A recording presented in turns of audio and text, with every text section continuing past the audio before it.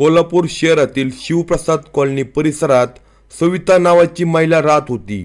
घरची आर्थिक परिस्थिती चांगली नव्हती, त्यामुळे ती जे काम मिळेल ते काम करत होती। त्या कामाचा तिला चांगल्या प्रकारे पैसा मिळत होता।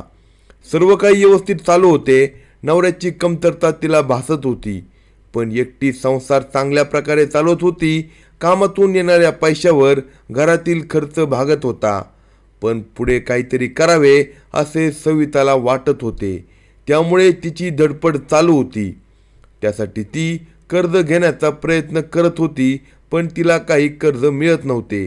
त्यामुळे तिने या परिसरात राहत असलेल्या रमेश जवळकर या खाजगी सावकाराशी संपर्क करायला सुरुवात केली। खाजगी सावकार असल्यामुळे रमेश याने महिलेबरोबर कुणीच नाही याचा अंदाज घेत तिला कर्ज देतो असे सांगितले। सविताला देखील असे वाटू लागले की पैसे आल्यानंतर आपल्या घरातील सर्व अडचणी दूर होतील। त्यानुसार रमेश याने सविताला एक दिवस घरी येत असल्याचे सांगितले। त्यानुसार सविताने रमेश याचे घरात स्वागत केले। सविताचे घर हे मालकीचे होते, त्यामुळे रमेश याने सविताला पैसे किती हवे याबद्दल विचारले। तेव्हा सविताने 70,000 रुपये लागतील असे सांगितले। त्यानुसार रमेश याने बरोबर आणलेले 70,000 रुपये 2014 या वर्षी सविताला दिले। सविताला पैसे देताना रमेश याने प्रत्येक महिन्याला व्याज तुम्हाला द्यावे लागेल असे सांगितले। सविताच्या हातात 70,000 रुपये आले होते, त्यामुळे आता यातून काहीतरी करण्याचा तिचा विचार होता। त्याच काळात तिच्या आजारपणाच्या संकटात ती सापडली होती। त्यामुळे जे 70,000 रुपये तिने घेतले होते त्यामधील काही रक्कम आजारपणावर गेली। त्यामुळे पुन्हा अडचणी निर्माण झाल्या होत्या। तरी देखील ती आजारपणातून नीट झाल्यानंतर जेवढ्या महिन्याचे व्याज राहिले होते तेवढे व्याज काम करून परत केले आणि प्रत्येक महिन्याच्या व्याजाची रक्कम सविता काम करून रमेश याला देऊ लागली। रमेश हा प्रत्येक महिन्याला सविताच्या घरी येऊ लागला, त्यामुळे त्याचा सविताबरोबर जास्त संपर्क वाढत गेला। आता व्याजाचे पैसे घेण्याच्या बहाण्याने रमेश आता सविताच्या शरीराकडे लक्ष देऊ लागला। सविता तारुण्यात होती, त्यामुळे काही सुगावा लागतो का याचा अंदाज रमेश काढत होता, पण सविता मात्र कष्ट करून सर्व काही करत होती। जे काही रमेशच्या मनात होते ते सविताच्या मनात नव्हते। प्रत्येक महिन्याला रमेश आला की त्याला चहा करून ती व्याजाचे पैसे द्यायची। काही महिन्यांचा कालावधी असाच निघून गेला होता। सविताचे काम चांगल्या प्रकारे चालू होते, पण मध्येच तिला काही अडचणी आल्या। त्यावेळी व्याजाचे काही महिन्याचे पैसे देण्यास तिला जमले नाही। त्याविषयी तिने रमेश याला तुम्हाला एक सोबत सर्व पैसे देते असे सांगितले। व्याजाचे पैसे असल्यामुळे रमेश याने तुम्ही व्याज थकवले तर पुढे वाढत जाईल, मग तुम्ही पुन्हा एवढी रक्कम कशी देणार असे जेव्हा रमेश बोलत होता त्यावेळी त्याच्या डोळ्यातील नजर सविताच्या शरीरावर खेळत होती। सविताच्या सुद्धा ही बाब लक्षात येऊ लागली होती, पण व्याजाने पैसे घेतले होते आणि व्याजाची रक्कम देणे बाकी राहिली होती। त्यामुळे सविता काही बोलत नव्हती। काही दिवसांचा कालावधी निघून गेला। सविताकडे व्याजाचे पैसे देण्यासाठी जमले नाही, त्यामुळे 4-5 महिन्यांचे व्याज राहिले। त्यावेळी रमेश याने सविताकडे तगादा लावायला सुरुवात केली।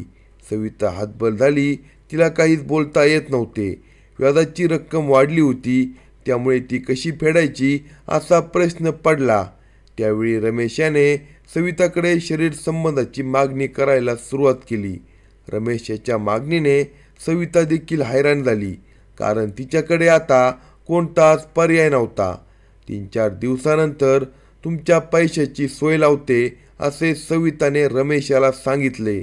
रमेश याने हातात येत असलेली सविता दूर जात असल्याचे पाहून संताप व्यक्त केला।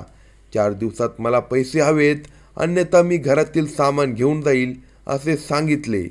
त्यावेळी सविताने होकार तर दिला, पण पैसे बाहेरून कुठून येणार नव्हते। तरी सविताला आशा होती की पैसे येतील।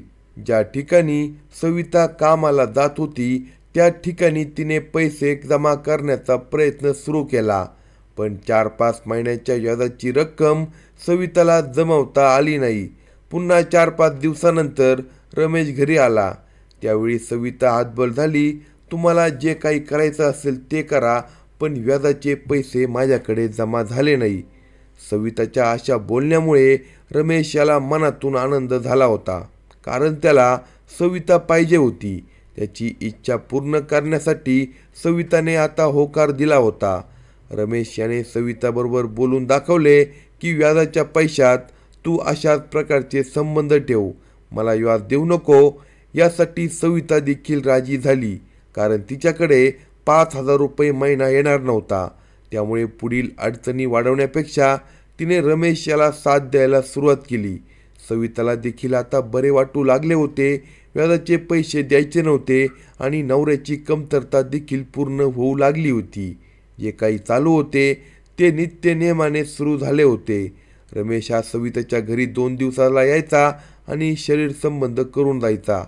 जवळपास 2014 या वर्षी सविताने रमेश याच्याकडून पैसे व्याजाने घेतले होते. तेव्हापासून 2024 पर्यंत रमेश याने सविताबरोबर शरीर संबंध प्रस्थापित केले.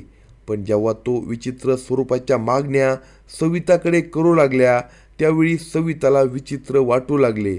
तेव्हा रमेश संबंध करू लागला त्यावेळेचे त्याने व्हिडिओ शूटिंग करून ठेवली होती.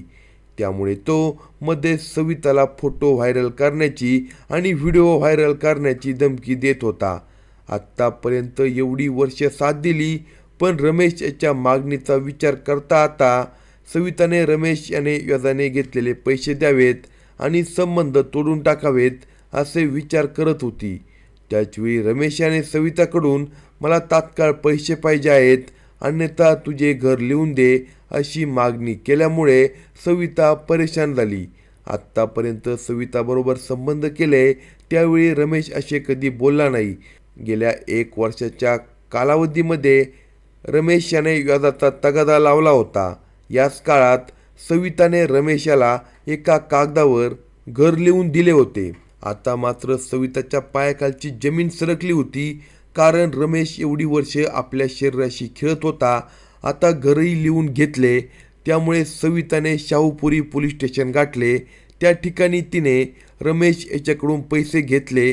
त्याच्या बदल्यात त्याने 2014 पासून ते 2024 पर्यंत शरीर संबंध केले.